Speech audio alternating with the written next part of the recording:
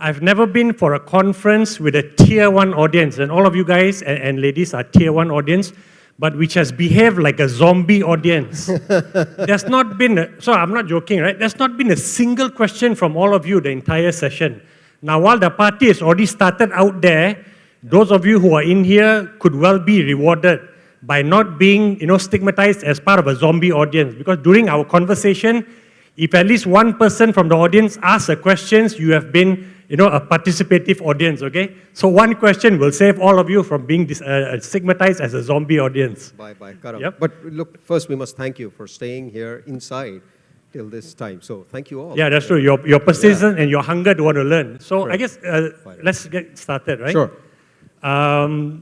It's easy to be cynical about when a big company whose interest is in having... We're a small company, Karamjit. You're a We're a small company, company. We're a startup. We're only 17 years old. Don't call us a big company. 17 years old, okay. We're very young. We're very young. If you saw their revenue, numbers from last night, then you know how small they are. No, but think of it like that. No, I won't. You guys are one of the big players. They obviously have an interest in getting everyone connected, right? Yeah. How many of you believe that their interest in getting 7 billion human beings connected, and right away the next 1 billion is based on altruism, is based on wanting to do good for society? How many of you feel that?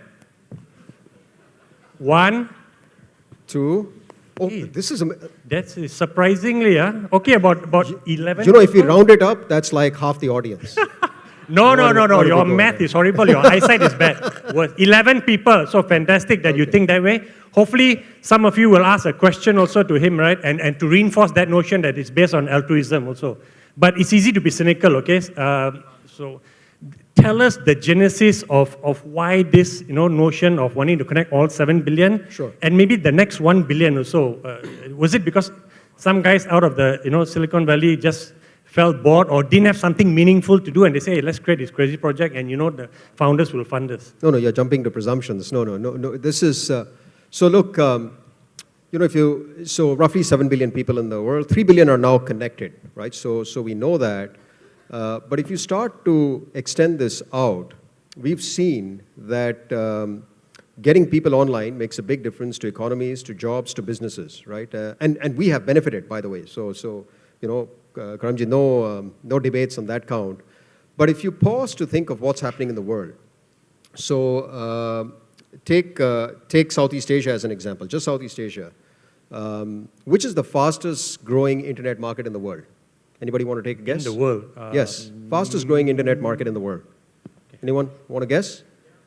Myanmar. I heard someone say Myanmar. Yeah, so Myanmar, sir, Indonesia here, perfect. Same, Myanmar? Yeah, no, so by the way, so you're in the right direction. It's Southeast Asia.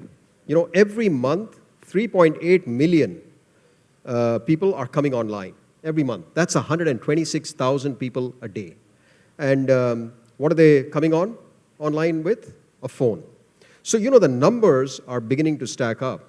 And for us, so if you think of Brazil, if you think of Indonesia, you think of India, these are kind of like the really large next frontier markets, if you will, incredible growth. And for us, it was very critical that we figure out a way to have a different approach, because the way that these next billion people come online is going to be very different to the way that all of us came online.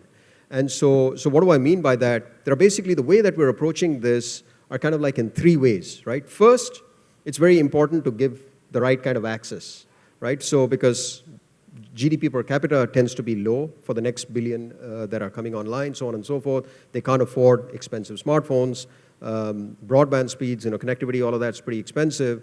So if you look at it from that perspective, we want to do everything we can to give them the right level of access. So, we're doing projects like Project Loon and so on and so forth. So that's balloon-powered internet. All of that is to allow for access. Second, you then want to help create the device ecosystem. And so Android is our big play there. And so we're doing a bunch of things there where it's not just expensive high-end smartphones, but what can we do to get $50, even cheaper phones than that, into the hands of these people. But by the way, even at a $50 level, it tends to be 10, 12, 11% of per capita GDP, right? That's literally how much of their income they'd have to invest in most of these countries to afford these kind of phones. But that's kind of like layer number 2 to kind of figure out the whole When you say trying to figure device. out, that's already there, right? It's I think there. you No, already have but $50 what is- US phones, Correct, smartphones. but what is not there are like, at least for us, in the Android ecosystem, so there's a lot of good phones that are coming out of other parts, China, etc., where it's 50, 60, 70. So we want to kind of make sure that we are, figuring out that play there, have good phones that give a great Android experience, Google experience on those devices. And then number 3 is to allow for these people to shape the internet as they want it to.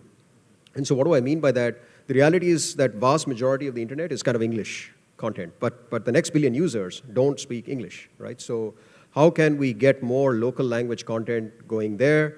What are the things that we can do to help support that? And even things like Google Photos, which hopefully some of you are using, but Not me. so Karim, you're missing out. It's a brilliant example of machine intelligence, artificial learning, and so on and so forth. We should talk about that.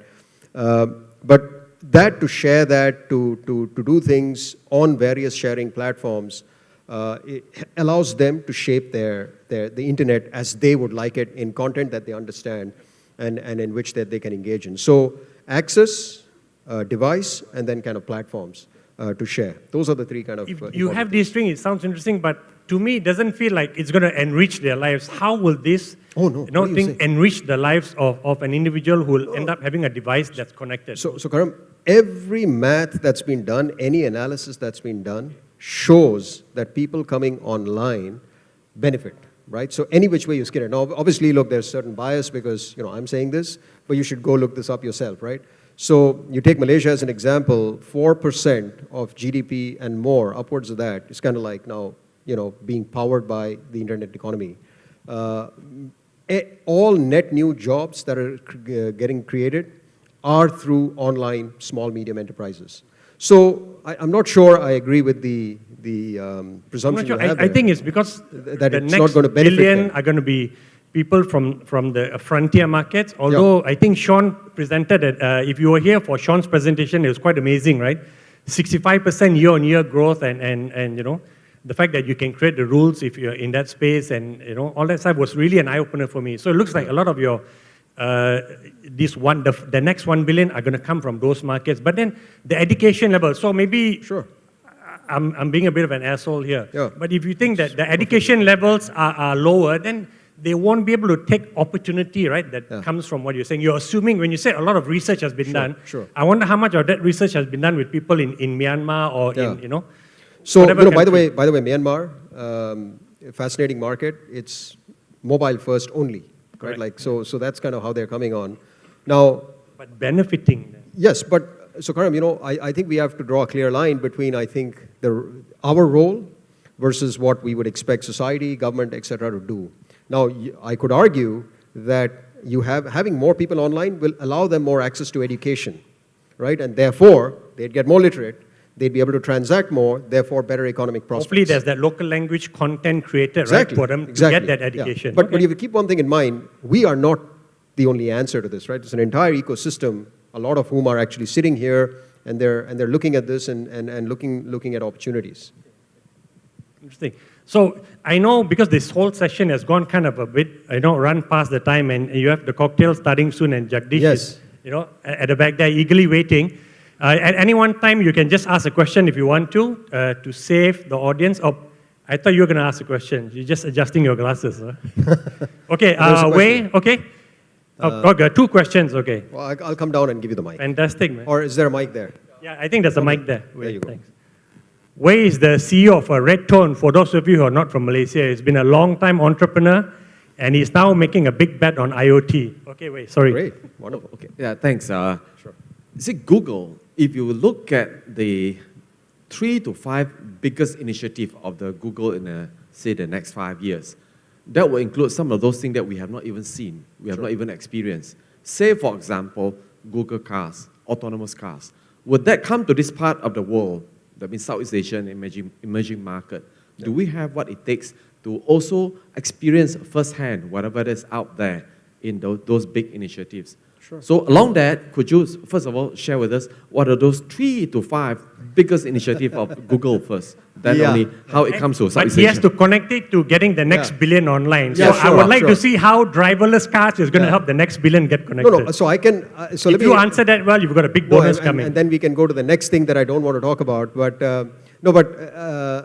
you know, I'll talk about the things that all of you know about, right? And I obviously can't talk about the stuff that, you know, is not material or public right now. But look, Oh, journalists in the room, you can share. yeah, but, you know, Karam, yeah, of course. But no, I think if you look at our kind of big plays, it is not, I think, I'd encourage us to think of it not just in terms of like just products.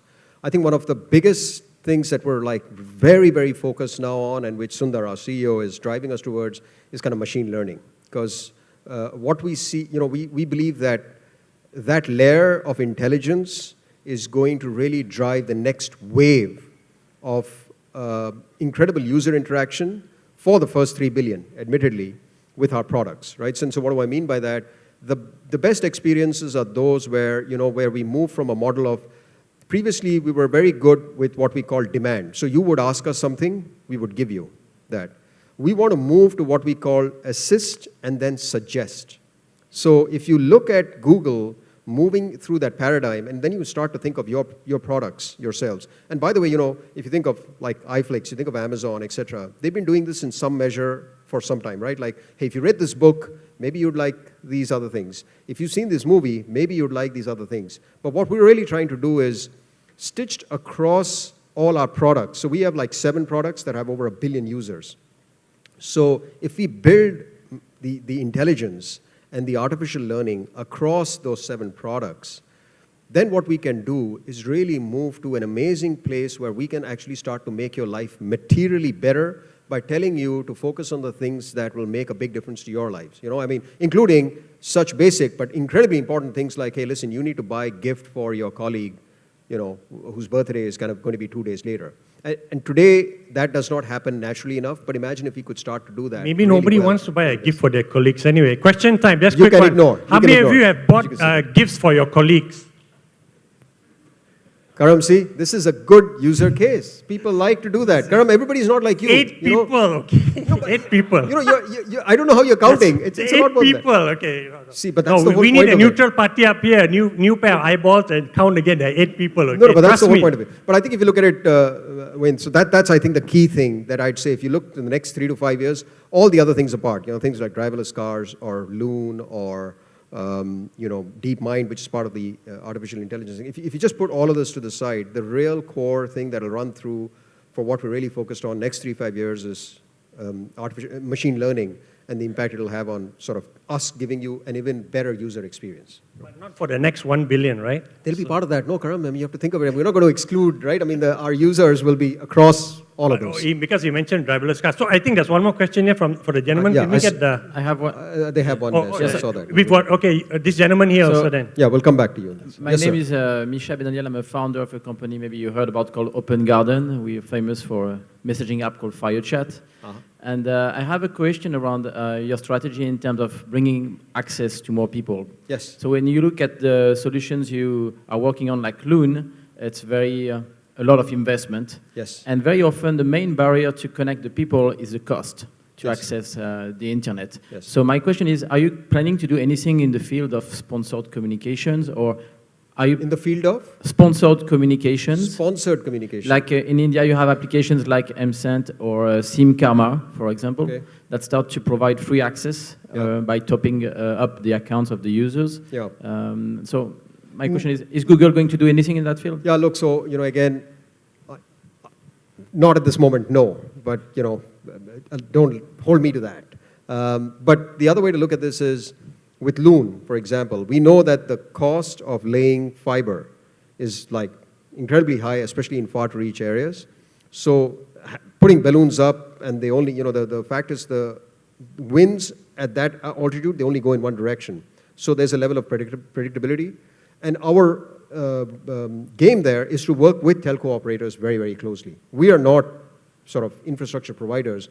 We want to be the technology providers. and work very closely with people who have the expertise to do this. So therefore, why not sponsored communications? Because we want to work with people who have built up, the expertise to kind of deal with this kind of thing, but who may not be making investments in balloon-powered internet, which we are, and which we're happy to then kind of partner with them and do the deal, and then they'd do the last mile. But I think you already are also, like in India, you've got the railways, right? So Perfect. You're investing it's a money. fantastic example of connecting the next billion users. Next So, billion, but... Karam, why don't you tell them about the no, you should. No, come on. My colleague sent me the link, I just read it for like 3 seconds. Oh, come on. You tell No. me. You So- live, breathe, and sleep this ecosystem. Fair enough, and I hope all of you. So in India, what we've done is we've tied up with the Indian Railway network, which is sort of incredibly extensive. 100 million Indians kind of get into these stations, in and out of these stations every single day. Every day? Every day. Wow. 100 million Indians, right? So, well, there are 1.2 billion of us, so what do you. So what we've done is... Just stop there. When you say that, today, this is a historic month, by the way, especially for all you who are Indian nationals, because in this month, the internet population of India will surpass that of the US. Yes. So for all Indians, follow me, and we're going to go 3 times, okay? India Zindabad. India Zindabad. Okay, I'm the only one saying it. Carry on. Yeah, okay, we should move on. Yeah, by the way, I'm Malaysian, okay? Just that. I've got Indian roots. You would have them fooled. But so with Indian Railways, we've tied up where we're laying out Wi-Fi in all the stations. How much for is the free. investment cost For of free. that? Huh? Yeah, no, I mean, look, it's not. It's just something you pocket kind of change lah, for a no, small don't be company silly. of It's like not, what do you yours. mean it's pocket change? Why don't you look at it from the perspective that it's incredibly important that we do it, that we're giving an activity like 100 million people every single day for free as they travel. And that's really what we're doing there. 400 stations across the country. So it kind of helps with the connectivity. Okay. So you're also investing money in your own submarine cables, which you have been doing for a while. And now you see that Microsoft and Facebook are doing that. How many of you go scuba diving at the Barrier Reef, one of the most beautiful places in the world, right? Karam, you're not going to say that we are laying cables. No, right. Don't steal my punchline. So how many of you, can you mute his mic while I'm talking, please? So how many of you go scuba diving at the Barrier Reef? One was fantastic audience. These are global citizens. So I make a prediction now that at some point in the next 18 months, when you're scuba diving down there, you're going to come up against a fence that says, private property, Google only. You heard it here first on Wild Digital. Karam, that got the loudest claps for the last 3 hours. I've been watching from the back, so it must mean something. Okay. Sorry, we had more questions. Yeah, we have one in front here. Yes, sir. Yeah, so, Sajith, hi. Sorry, just quickly, after this, we'll just take one more question and we've got to wrap it up because I know the drinks are also waiting. Yeah, and they're very And I'm out of politely still jokes. sitting. Yeah, no. Yes, sure. So as you guys know, I'm with MDEC, right? And, Yes. and one of the things that we're very interested about is inclusivity and getting the digital dividend down to the bottom of the society. Just one second, the MDEC, the audience may not know because all of them are not from Malaysia. So MDEC is the Malaysian Digital Economy Corporation. Yeah. And it's trying to drive, transform life, becoming digitized in Malaysia. And Karamjit is a business development director. Yeah. No, but the question was actually related to the gentleman's question over there. Yes. About sort of giving back a little bit, right? Sure. And also the examples that you're sort of giving back in India, would Google consider doing something like that in ASEAN, if not Malaysia?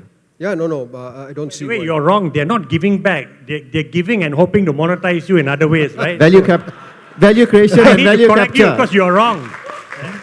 Karam, it's called economics, They create value and then they capture later on, right? Yeah. No, but I wish you'd frame it in a bit more positive tone. I'm not sharing with them that my favorite search engine is Bing, okay? I'm keeping that quiet. No, so I'm doing you a favor already. I appreciate that, Karam. I appreciate that. We will work hard to convert you back, what will we do in ASEAN? No, we're absolutely looking to do so. There is work we are currently actually doing in the Philippines. Just to take a step back, our model tends to be that we, just test in a place. And we want to get it right. And that might take us a while. And so instead of like saying, great, we'll go and roll this across all of ASEAN, we kind of, so we have some work ongoing right now in the Philippines around access. And if your follow-up question could be, Sajith, why didn't you pick Malaysia? And a couple of the reasons was, one, in the Philippines, as compared to Malaysia, you have only 50% of the people are online, A. Second, higher proportion of population is rural. And third, it is a country that's beset by natural calamities, often, and it impacts connectivity significantly. So we're doing a series of things there to kind of figure out how can we get connectivity out to, remote areas that often tend to get pretty badly hit, and maintain that connectivity as these calamities kind of pass through. And so we're running through that, and there's no reason why we would not kind of, try and bring that out to other parts of ASEAN, etc. So we're very committed, and we're running these tests, most of the times. Absolutely. Good, all right. If there are no more questions, I just have one question to ask the audience, actually. How many of you believe that the next billion are going to get connected anyway, with or without, a Google and Facebook's intervention, benevolent intervention? How many of you believe the next 1 billion are going to get connected anyway? So if that's the largest show of hands. Can I ask a follow-up question? Yes, go ahead. Do you believe it will be faster if all of us helped doing that? See? All of us help, okay. Yeah? Yeah? So, but define what do you mean by all of us help? Oh, no, come on. All of us. All of us. Who's got the resources of your small 17-year-old company to help with this acceleration, right? Many of us. See what iFlix are doing in like 1 year. Yeah, it's quite incredible. Correct. There you Okay. go. Okay. With that, if there's no more pressing questions, okay, thank you very much. Thank you.